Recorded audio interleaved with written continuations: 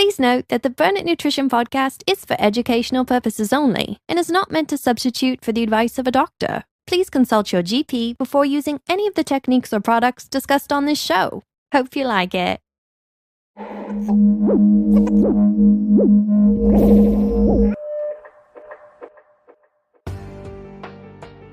Welcome to episode 11 of the Burn It Nutrition podcast. I am your host, Joseph Navarro.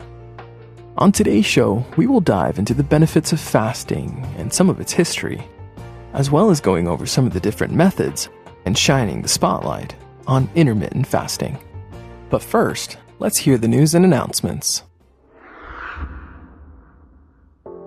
If you want to know exactly what you need to do to achieve a body transformation and get the body you've always wanted in a healthy, effective, and sustainable plan, then download your copy of 5th Stage Keto.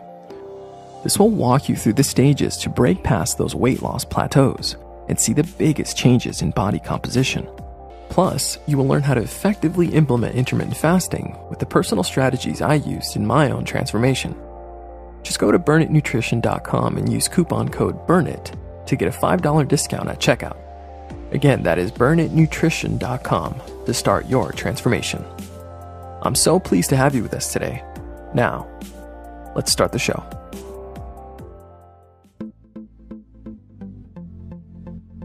Burn it.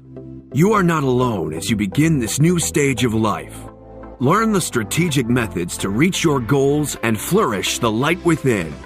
With our guidance, you will uncover the hidden truths that have been missing from your understanding.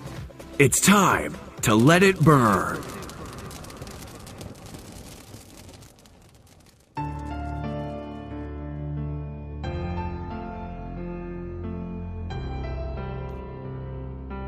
The physician Herbert Shelton once said, "Fasting must be recognized as a fundamental and radical process that is older than any other mode of caring for the sick organism, for it is employed on the plane of instinct." Insight from a man who over his years in practice monitored the fast of more than 40,000 patients.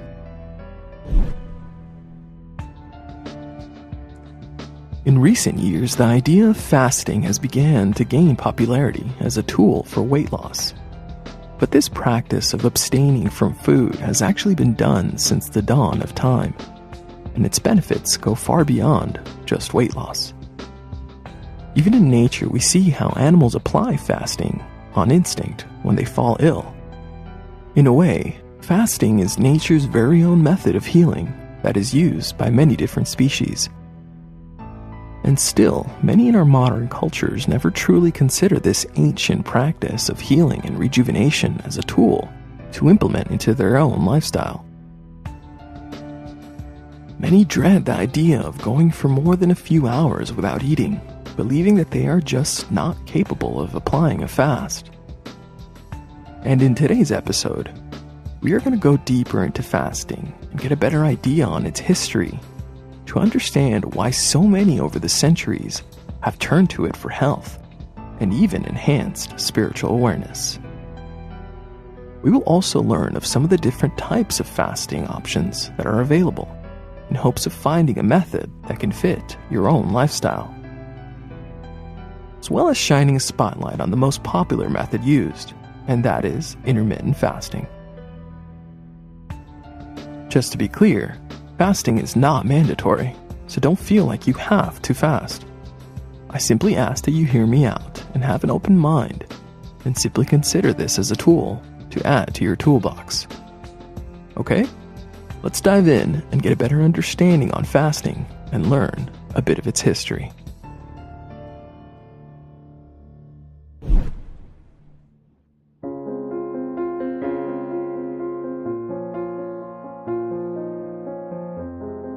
Fasting has been interweaved into a multitude of cultures since the dawn of time. From our early ancestors who endured long periods without finding food, to our early Native American tribes who also applied it as a ritual of passage into adulthood, and even in their marriage rituals. Maybe they figured that if that young couple still wanted to get married during the stress of a fast, then it really was love. But really, when many of us first heard of fasting, it was probably in the context of religion. The world's largest religions across the entire world applied fasting and understood its benefits on the body and on the soul. Ranging from Yom Kippur, which is the Day of Atonements observed in Judaism, to the holy month of Ramadan observed by the Muslims, as well as Catholics and Christians who practice fasting during Lent, in observation of the 40 days of fasting that Christ endured in the harsh wilderness of the Judean desert. These various religions may have different beliefs, but one thing they all had in common is that they all shared the idea that fasting was beneficial, using the self-discipline involved in a fast to aid them in other aspects of their faith. But fasting goes beyond the realm of faith and has actual profound health benefits that can be seen within the body. So much so that it was advocated by many of the great philosophers throughout history. Great minds like Socrates, Plato, Aristotle all acknowledged the healing benefits of fasting. Even one of the fathers of Western medicine, Paracelsus, once said, "Fasting is the greatest remedy, the physician within." We can even read through the dusty pages of history and learn some of the lives that were changed by implementing the practice of fasting. And one of them is the life of a Venetian nobleman named Luigi di Cornaro, who lived in the 15th century.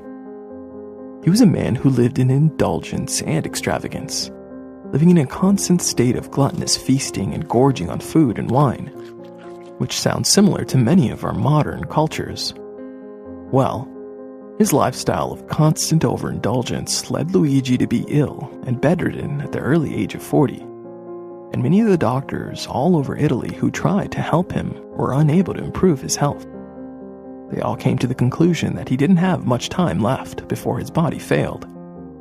Then, when all ideas had seemed to be thought of, a doctor came in who went against the grain, applying different theories than the rest. He urged Luigi to apply a more temperate lifestyle and apply a method of fasting to give his body a much-needed rest. This new doctor explained that this would give the body a chance to heal, and considering the medications of the other docs hadn't done anything for him, he made the decision as he laid in his deathbed to take the advice and try this change in lifestyle. A complete opposite of what he was accustomed to. Well, as the days went on, Luigi began to reduce his intake and do periodic fasting. And wouldn't you know it, his health miraculously began to take a turn. He began to heal and eventually regained his strength, surviving his illness. Over the years, he continued to apply this new lifestyle, which helped this once bedridden young man live to the old age of 102. And before his death, he wrote a book where he laid out his ideas on temperate living and health, leaving his mark on the world. This is just one of the real stories of people throughout history who have seen the health benefits of fasting. So, let's go further into these benefits and see how they can be used in our modern times to help us reach our goals in a body transformation or in overall health.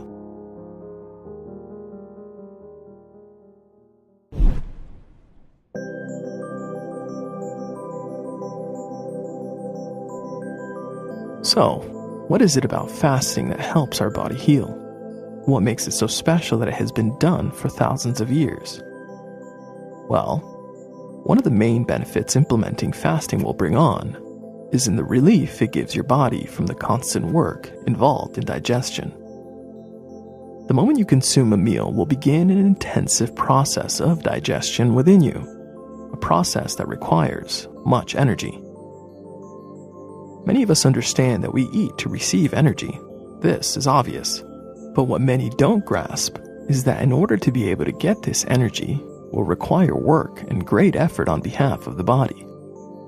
You see, every time you consume a large meal, forces the body to focus its efforts into the digestion, assimilation, and metabolization of the meal you just ate, to be able to utilize the food consumed and convert it into a bioavailable and usable form. This will require up to 65% of the energy in your body to be reassigned to the organs that handle digestion. Meaning it has to put the healing and recovery on hold to deal with all the new food that has just entered the stomach. This is why you sometimes feel a nice, warm belly after eating. That warm feeling is the body working to digest the food you just ate. This feeling is called the thermic effect of feeding. Now, applying a fast allows the body to not be forced to put all this effort and work involved in digestion, giving it the time and energy to focus on repairing the damage that comes with sustaining life. And one of the ways fasting does this is with a process called autophagy. Autophagy is a process by where subcellular organelles are replaced with newer versions, a mechanism that begins the breakdown of old and defective materials. You can compare the process of autophagy to remodeling an old house, where you get rid of the old material and replace it with newer materials and appliances that are more efficient. The body does the same thing within the cells when in a fasted state, by allowing the hormone insulin to be reduced and releasing the hormone glucagon to begin the process of rejuvenation within the body. By removing the older organelles and cellular debris, as well as replacing the cell membranes that occurs in autophagy, will bring about a newer and healthier cell, which will make for a newer and upgraded version of you. Fasting will also increase insulin sensitivity, as well as reduce the buildup of amyloid proteins that can develop in the brain, reducing cognitive ability, which is seen in Alzheimer's patients. This may be from the increase in ketone production as well as autophagy. Now, one of the main reasons fasting is so effective in the body transformation is that it stimulates counter-regulatory hormones like neuroadrenaline and human growth hormone. Did you get that? Listen up, because this is big. Neuroadrenaline is a hormone that helps keep the basal metabolic rate from decreasing, which is crucial in a weight loss journey. You see, the big problem of caloric restriction, which is used in standard dieting, is the issue of slowing of the metabolism. And this is where strategies like intermittent fasting comes in as a tool to help reduce this lowering of the basal metabolic rate, or the BMR, and thus reducing your chances of putting back on those pounds you work so hard to lose, which is essential for long-term success. This is such a big factor that we will have to go further into it in another episode. Now, the other key hormone fasting helps increase is human growth hormone, also called HGH. This is a powerful hormone that is helpful for the buildup of the new tissues that will be replacing the old and defective materials that is being destroyed in the process of autophagy. Fasting can really be a helpful tool to fight aging. It's almost like a real-life version of the fountain of youth. So, giving your body a break from the labor involved in digestion will allow to trigger these self-healing systems, helping it detoxify from all the foreign chemicals that can be found in the food that we eat today.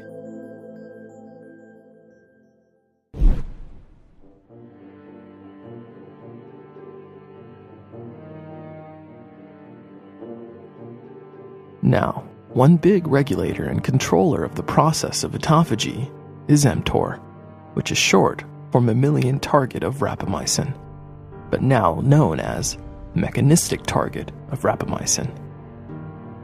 You can view mTOR like a nutrient analyzer within the body that has the ability to signal and shut off these self-healing processes of autophagy. And it has been seen that protein is the biggest trigger of mTOR, meaning as soon as a protein is consumed will trigger mTOR to rise, which will stop autophagy in its tracks.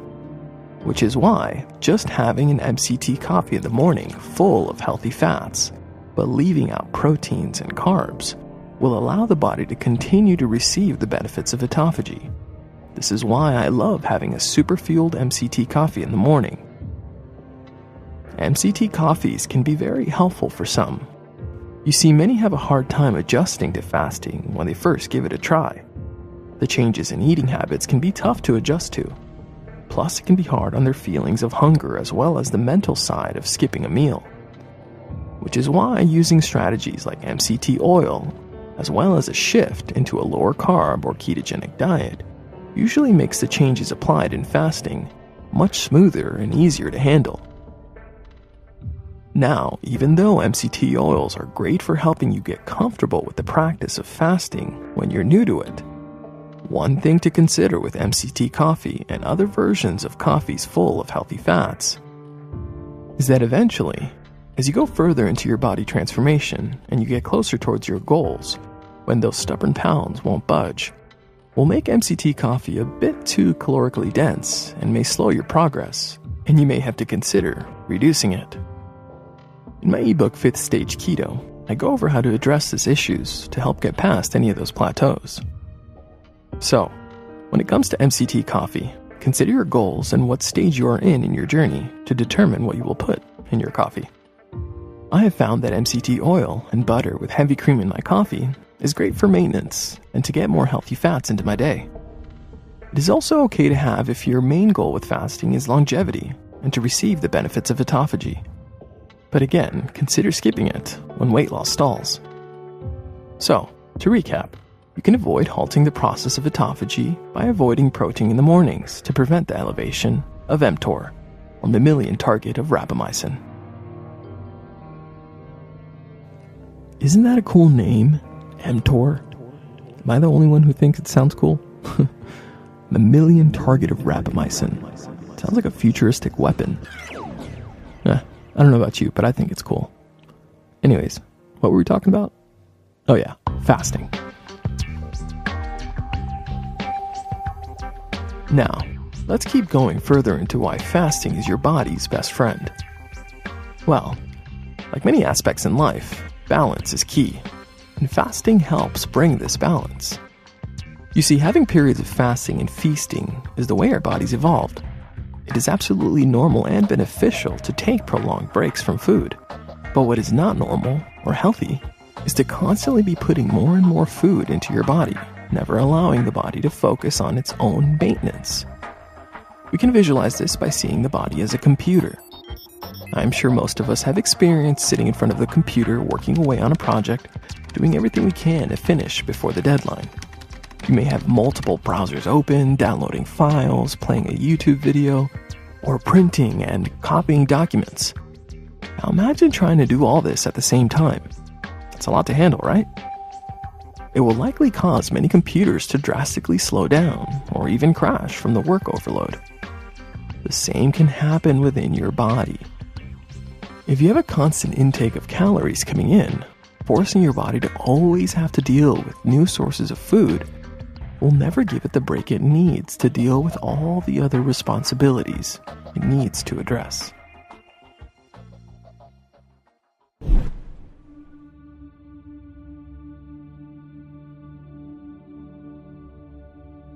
One thing I want to clarify is the difference between a proper fast and full-blown starvation. It's important to realize that they are not the same state of being. A body in a state of starvation will begin to consume vital proteins and lean tissues. Starvation will come with an overwhelming hunger and desperation. But a well-prepared fast will bring the body into a state of repair and recovery without the urge or uncontrollable desire for food. Starvation is usually forced upon by your situation, either in times of famine, war, or even self-induced starvation, as a social or political statement.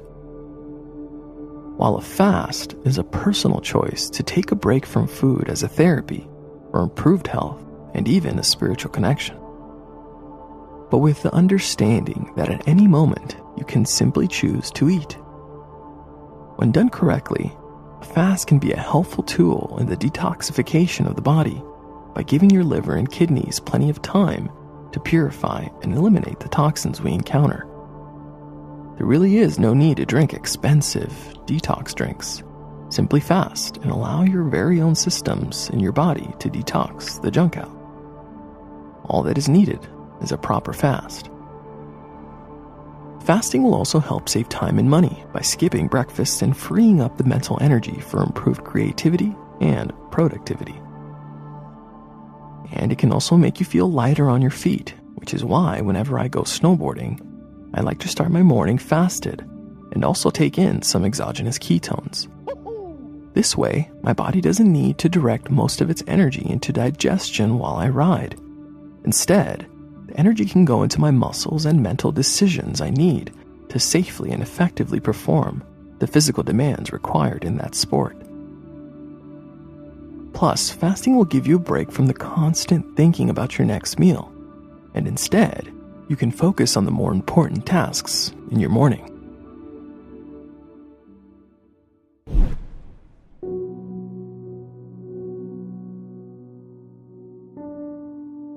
Another overlooked benefit of fasting is that it allows you to better appreciate food when you do decide to eat. You see, fasting has been referred to as a reset button on your taste buds and senses. The detoxification process that occurs during a fast helps remove the chemicals in the body and the palate, allowing you to truly taste the flavors in real food. I have to admit it, I am a foodie at heart and thoroughly enjoy my meals. But this is why fasting is so great. The breaks I take from my food make it even better once I do decide to sit down for a meal. I can clearly remember back to my heavier set days, before my transformation, and before I went keto, and before I knew the many health benefits of fasting. I decided to go on a 3-day fast. I made the choice to take on this fast as a spiritual therapy. It was around the same time that I challenged myself with a year of no alcohol. I began this year with a water-only fast. Now again, I was uninformed at the time, and I didn't properly prepare for this fast, since I just didn't know of the importance of replenishing your electrolytes, nor was I fat adapted, but still eating a high-carb diet. I just went into it with sheer willpower, which definitely was not a good idea. Well, at the end of day 2 of this fast, I remember laying in my bed with that overwhelming feeling of hunger in my stomach. And as I laid there in my bed, I had a moment when I realized that millions around the world had this very same empty feeling in their own stomach. That same desperation that I felt laying in my bed, they too felt. The big difference was that mine was by choice. I knew that at any moment I could choose to walk to my kitchen and relieve the pain and discomfort. I knew that I had an abundance of food and nourishment all around me. Yet for those millions around the world who had this similar desperation, sadly didn't have a refrigerator full of food like I did. They were in a situation where either poverty or war reduced the means to get the food rations. It wasn't as simple for them as walking to the kitchen to make themselves, or even their children, a meal. This opened my eyes to the issues of true starvation. But this topic is for a whole nother episode. Well, my point is that when I finally completed the 3 days of fasting, I experienced a new appreciation for food that I had previously overlooked. When I completed my fast and went to get my very first meal, I sat down to a hot chicken soup, and wow, was that a special soup. A nourishing and absolutely delicious warm soup that I had in front of me after 3 days of nothing was an experience I won't easily forget. As I sat there savoring each spoonful, I reminded myself of that hunger from the night before, and the real gratitude I felt made me see why fasting is such a profound practice. But if my now wiser and informed self would get a chance to redo it, I would consider doing things a bit differently. First, I would make sure to replenish my electrolytes with some quality pink Himalayan sea salt, and ideally, I would be fat adapted with the use of a ketogenic diet to make the fast much easier.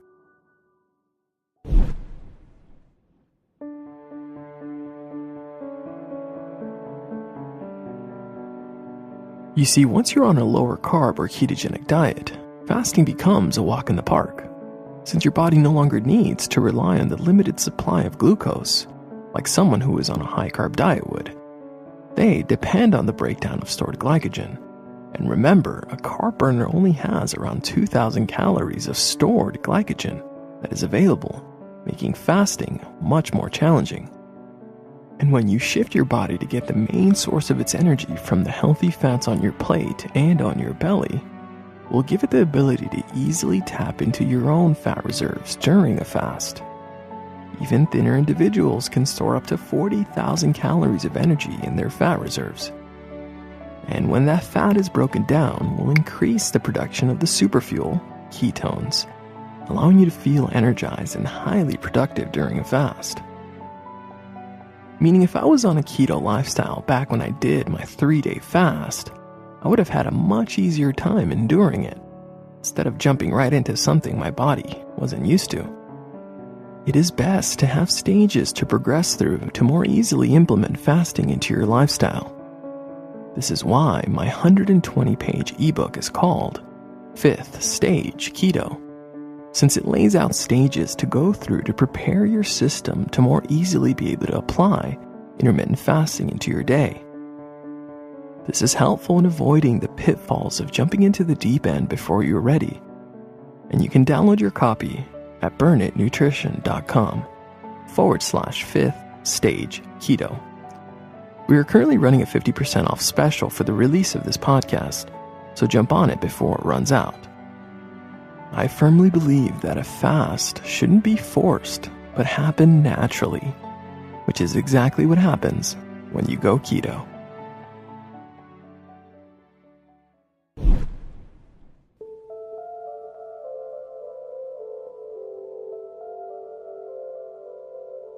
Now that we get an idea on the history and benefits of fasting, we can go over the many different ways that fasting can be implemented.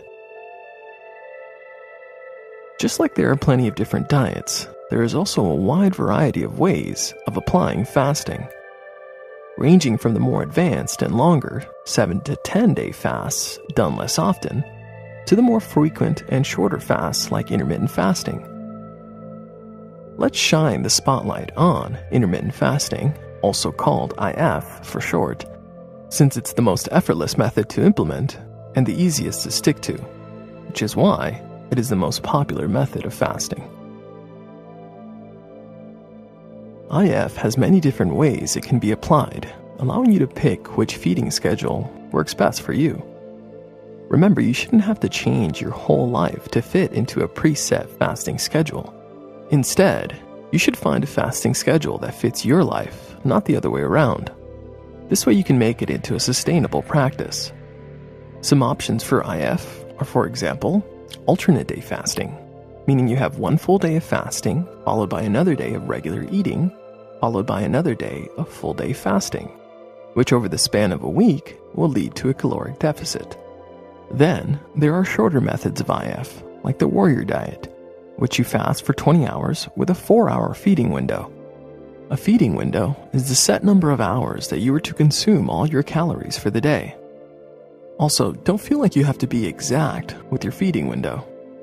Just use it as a ballpark to aim for. Now, there is also the 16/8 diet, which has a fasting period of 16 hours with an 8-hour feeding window. This is by far the most popular method, since it fits in well with the lives of most. This is the method I use, and I find it so easy to skip breakfast. I honestly don't see myself stopping at any time soon, since it just makes my life easier and more enjoyable. Now, just because this is the method I recommend, doesn't mean longer and more prolonged fasts are not beneficial. If you enjoy and are willing to endure day after day of fasting, then great. You're definitely helping your chances to prevent cancer, since the lowering of sugar weakens cancer cells that thrive on sugar. You can listen to episode 7 to learn more about this. Now, at this stage of my life, I find shorter intermittent fasts work best for me, and eventually I may work my way up to longer fasts, but for now, I'll stick with IF.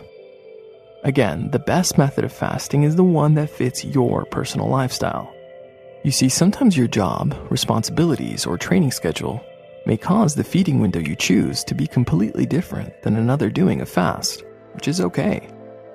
Like many things in life, people sometimes feel that the method that works best for them is the supreme and only way to go about fasting, believing that all other methods of fasting are incorrect or not as good.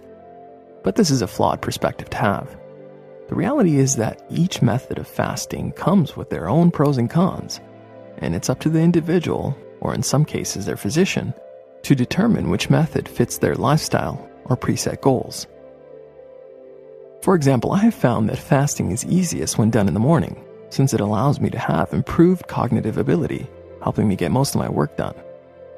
It also helps me save most of my calories towards the end of the day, when I, and many others have found, that the willpower is at its lowest. This allows me to sit down to a delicious dinner with my family, which is good for our social health. But then, some people do better with a feeding window that begins with breakfast as their large meal, and instead choose to skip dinner. For some of these individuals, they may have found that their levels of stress from the various issues life can bring make it easier on them to start their day with a meal. Maybe they're not getting enough sleep, so it would make more sense for them to reduce their cortisol levels in the morning by having a healthy breakfast. And there is nothing wrong with that. Remember, whatever works best for your life is the correct method for you. And sometimes the only way to find this out is to try different fasting methods throughout your journey. Remember, nothing is set in stone when it comes to your body transformation. As you progress in life, you may find that a method that worked and felt right in your 20s won't be as helpful for you in your 40s or 50s. And it's okay to change things up if you feel it will help you. There's still much more to cover, but since this is such a large topic, we have to make this into a 2-part episode. So make sure to tune in next week where we'll go over the do's and don'ts of fasting, as well as diving into fasted training and the ways to do it effectively. But in the meantime, let's go over some of the people who probably shouldn't fast at all.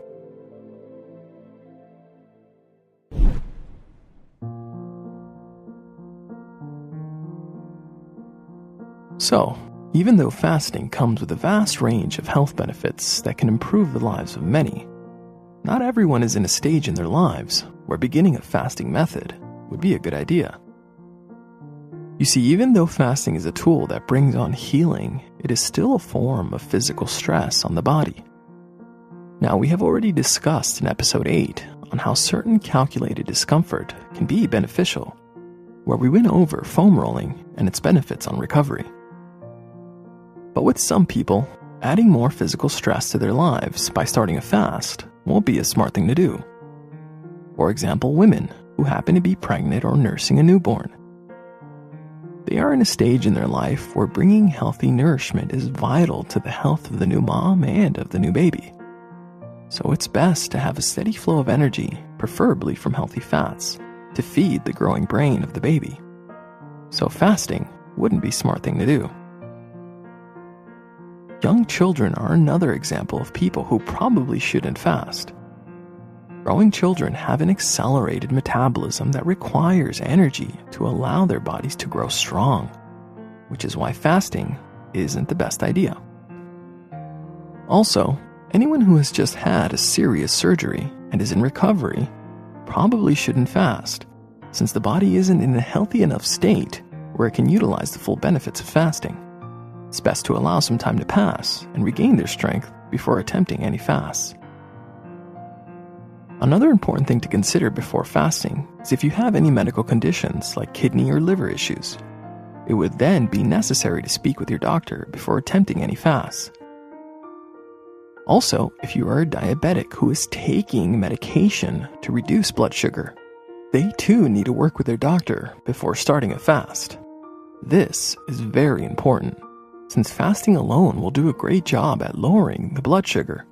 And when you add on more medication on top of fasting, will increase the chances of hypoglycemia, which is low blood sugar.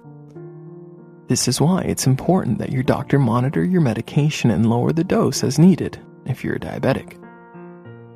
Which brings me to address the fear of hypoglycemia. This is a fear that many who aren't even diabetics have when doing a fast. But these are people with normal levels of blood sugar, yet they still worry that not eating for more than 2 hours will cause their blood sugar to plummet, thinking it will lead them to passing out. Many still believe the flawed idea that the body requires a certain amount of sugar to be able to function, but this just isn't the case. Remember, our bodies have evolved to be able to routinely fast without the risk of falling into a coma. The body is designed with the systems in place that provide the small amount of sugars the brain requires without the need to eat anything. Processes like gluconeogenesis, as well as beta oxidation of fats, can all produce the low levels of sugar needed by the body. Plus, the creation of ketones during a fast allows the body to continue to have the enhanced cognitive energy needed to survive and thrive during periods without food. Rephrasing the words of Dr. Jason Fung, a nephrologist based out of Toronto and one of the leading minds behind the practice of fasting, he put it this way when he was asked the question behind the fear of hypoglycemia. He explained that our species simply wouldn't have survived this long without these systems in place. If our bodies couldn't endure a short fast, then the human race would have gone extinct with the first shortage of food. And that many don't realize that people all over the world apply intermittent fasting without them even knowing it. Every time they go into a clinic for a fasted blood draw, an ultrasound, or a short fast that is required before a surgery, that's a fast. They may not realize it, but they just did an intermittent fast, and guess what? They didn't fall into a coma. IF is safe. I'm currently 17 hours into my fast as I record at this very moment. I like recording fasted since it keeps me sharp, helping me get it done faster. And guess what? I feel fine. I'm not close to going comatose from hypoglycemia, but more like I'm on top of the world. But really, I actually feel great. So, friends, don't think that intermittent fasting will lead to hypoglycemia. Our bodies have evolved to do just fine. Now again, the caveat is that you are not a diabetic that is on blood sugar medication. They should be concerned, which again is why they need to work with their doctor. Other individuals that probably shouldn't fast are those who already have very low body fat, since they simply just don't have the fat reserves to sustain a fast, especially a longer, prolonged fast. You see, the less fat you have on your body, the higher the percentage of muscle you may have to break down to supply energy, and so fasting may not be their best approach. Lastly, it may also be a good idea to take a break from a fasting protocol if you're experiencing an increase in stress. For example, if there is a loss in the family, times like these can be very hard to deal with, and adding more to the stress of the death in the family by fasting may do more harm than good. So consider putting a pause on fasting until your life begins to normalize and you can get back into your rhythm.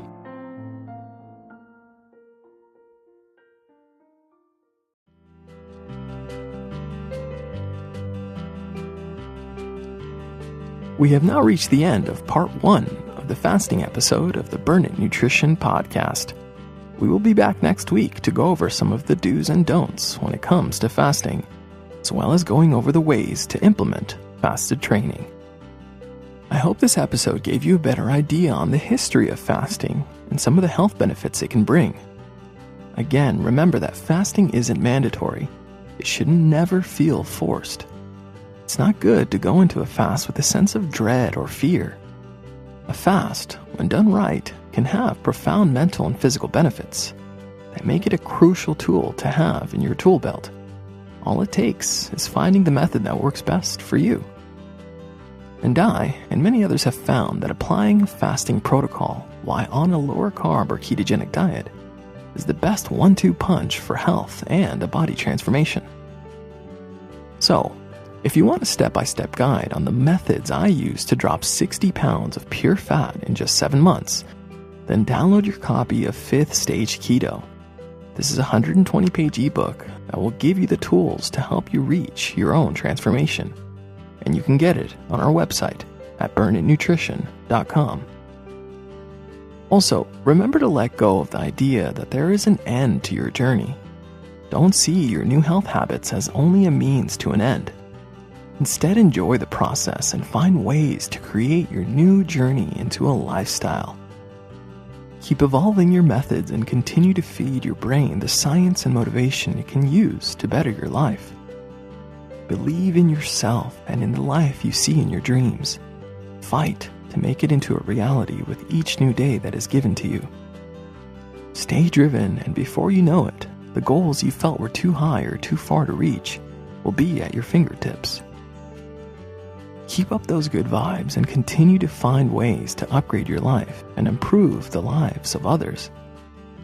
Try to find ways to do small and simple things to help others. You may be surprised how they also help you in the process. So, friends, if you learned some good takeaways from this podcast, then please take a moment and give us a review on iTunes. This small and kind gesture on your part will mean a lot to us, and you will feel better for doing it.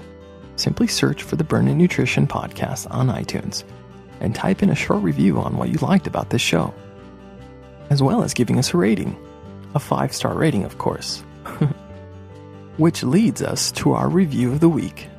This one is by Rando, who gave us a 5-star rating, and he wrote, "Dig it. Super informational, motivating, and entertaining. Keep 'em coming."